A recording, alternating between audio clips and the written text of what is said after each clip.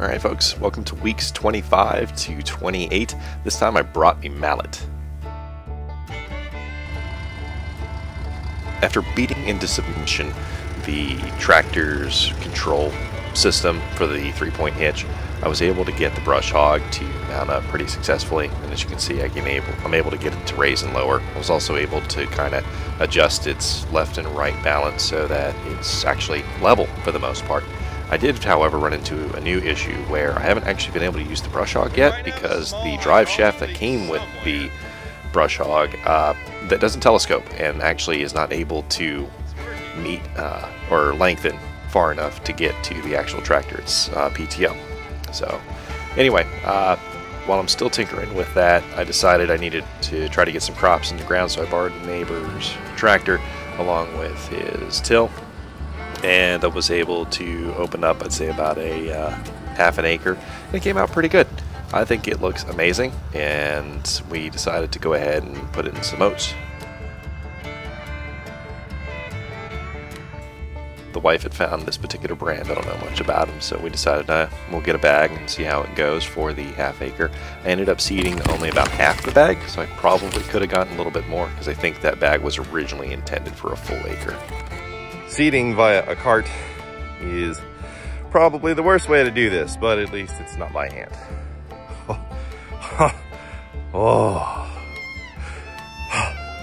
Good job, little Scott's turf builder cart thing, seeder, spreader. My neighbor had originally offered to let me use this kind of bag type spreader where you just hand crank it and it slings it out. However, that particular device was broke, so I had to use the hand cart, which was a cardio workout for sure. We've been getting a lot of rain lately out here, and the amount of rain has actually been a bit worrisome just because, one, everything's exploding right now. It's growing like crazy, but it's also filled the pond up substantially. And I've discovered that there are some leaks that are on this side of the embankment. It's nothing serious that I can tell, but it's definitely leaking, and it's leaking into the oat field.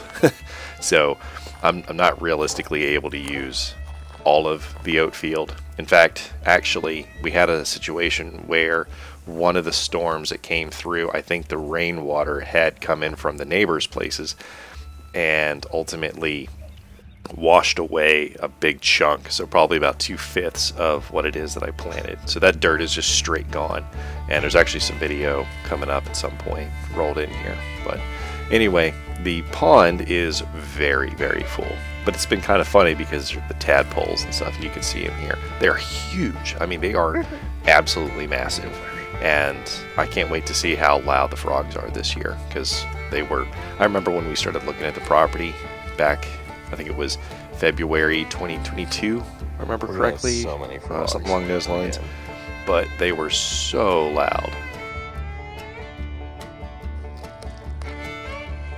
There's a Robinson way out there, like a R-22 helicopter.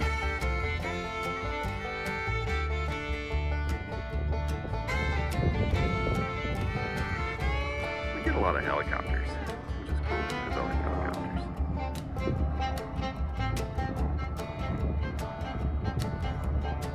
Usually we get Blackhawks and other stuff.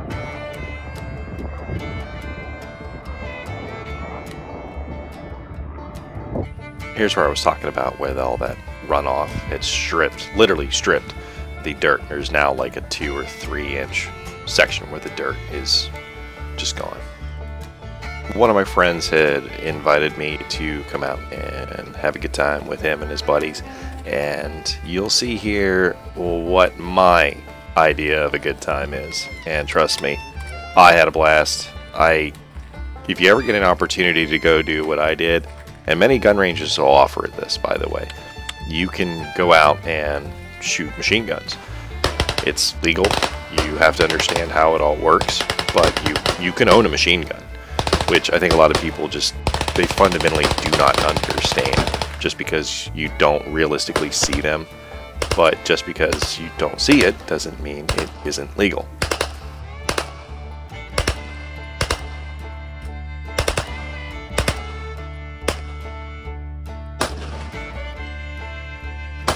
So centered up here is an M14, and you'll see that the recoil impulse is so stout that it effectively makes it almost useless in any kind of support mode.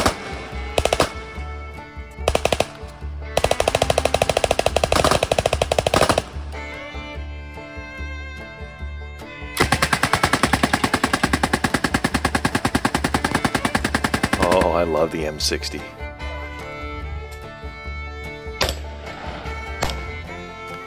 This is a Kunin 357 Magnum, a semi-auto 357 Magnum, and it is loud. All right.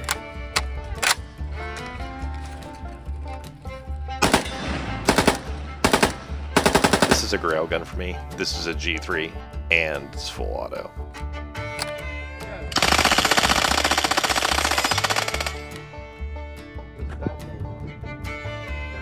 Bob from my church, also known as Anonymous Bob, brought out some of his toys. He's got some cool stuff.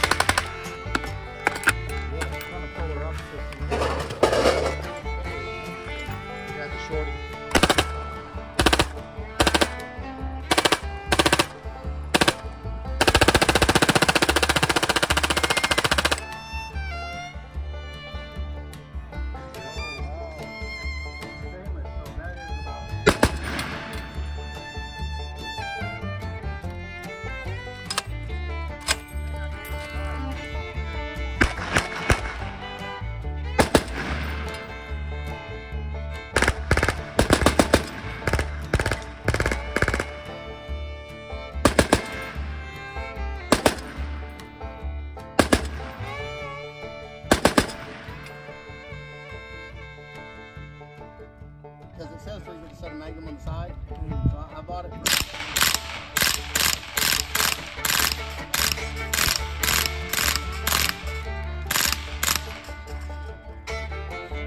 Very nice.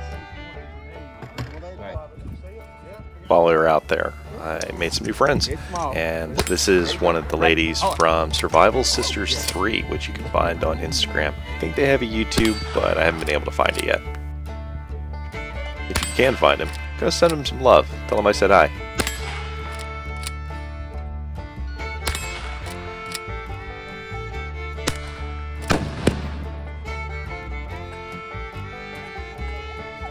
Bob is a really nice guy, and I had a good time shooting with him. This is one of his M16 lowers that he has a, I think it's a Boss Tech upper, and then I put my 22 can on it, my El Camino. It was a lot of fun.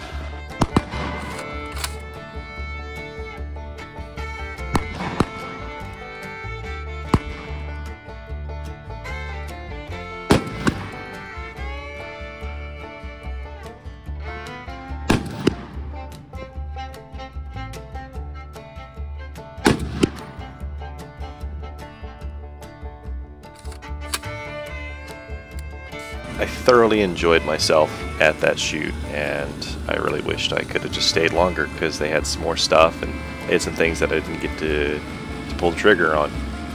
But we had some bigger projects coming up. This is the beginning of a clearing project. That is a forestry mulcher on a skid steer. And basically what we're doing is we are removing a lot of the heavier brush that I'm not going to be able to get to, or it would take me forever to use something like, say, a weed whacker with a brush cutter head on there. Yes, I can do it, but it's far more efficient. The cost of doing this was pretty low, so we opted to see about doing a half day. This worked out to being about 4.5 hours worth of work, where this operator was able to clear out a ton of stuff. And it's funny because they did so much, and yet it doesn't look like they did much of anything, just because there's so much to do. I'm thinking in the future I'd like to have them come out for like a couple of days worth of effort, and maybe even what I'll do is cut up some trees, or I'll bring some trees down, and then that way the machine can just mulch everything up and let it set. The goal here is where they're clearing out is where I'm going to put in 2 fields that we can grow stuff on, but it'll be a couple of years before the stumps that are down in there actually rot out, that I can hit it up with like some kind of till or a plow.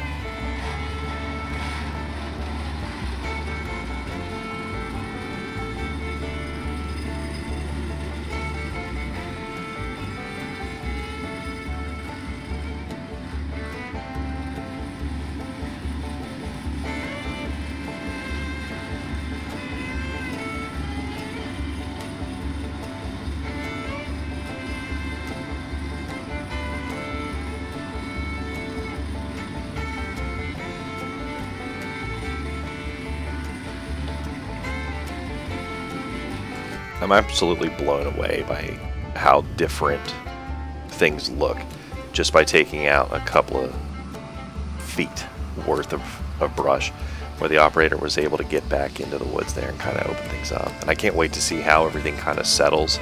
I'm tempted to even just make it so that on their next visit, or maybe have them come out for a day where they just do underbrushing instead of actually clearing out all the trees like I want. Maybe just have them remove all the really small stuff and then make this so that it's kind of a way more open woods type area. I also had the operator for the last 30 minutes go in and help clean up some of the storm damage. All of the brush and all of the branches and the big thicker logs, they're gone from where they fell onto the tree, as you can see here. So I now no longer have to drag them to the street and wait for the county to come pick them up. So I'm pretty well done at this point, and I cannot be more thankful for what they've done to help clean that up, because it just looks so much better. Alright folks, well thanks for stopping by. I hope you like and subscribe to what we got going on here, and we're bringing more content.